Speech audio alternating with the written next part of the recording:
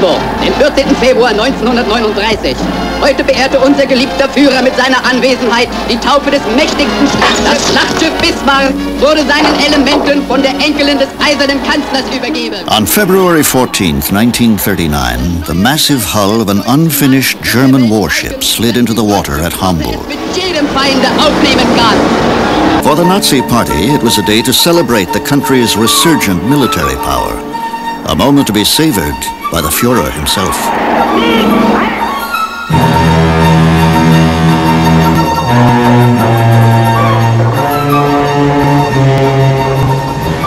Two years later, the ship was finally ready for action.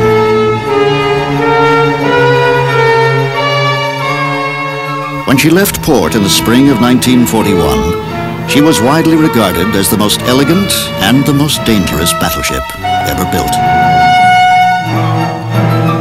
She would never return. Her name was the Bismarck, and she was about to become a legend. 1941, Monday, May 19th. The Bismarck leaves German waters on her first mission.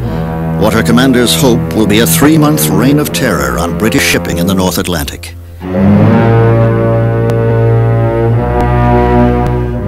She is a monumental weapon, a 1/6 of a mile long, displacing 53,000 tons. Her 15-inch guns are aimed with the help of stereoscopic rangefinders and can hurl a 1-ton shell 20 miles with ease. Her crew of over 2,000 men has been hand-picked for duty on a ship rumored to be unsinkable.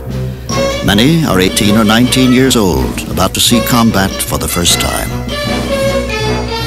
The Bismarck is like a huge cat waiting to pounce on unsuspecting prey.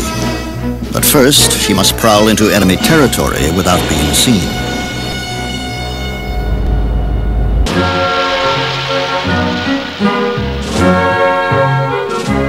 (1941), Tuesday, May 20th. The Bismarck steams north and west through Danish waters. With her is a heavy cruiser, the Prince Eugen. For the men aboard the Bismarck, the times couldn't be better. The war in Europe is nearly 2 years old. Germany still hasn't suffered a significant military defeat. Hitler's troops occupy most of Europe. The German Luftwaffe is carrying out bombing raids against Britain, which stands alone against the Nazi advance. Only England and her legendary sea power stands between Germany and victory. But even the Royal Navy has never done battle with a ship quite like the Bismarck. And the idea was that the Bismarck would break out into the Atlantic with the cruiser Prince Eugen, and she would spend a 3-month cruise going up and down the Atlantic, sinking all the ships, bringing from America the food, the petrol, the ammunition that was keeping us going, keeping the war going.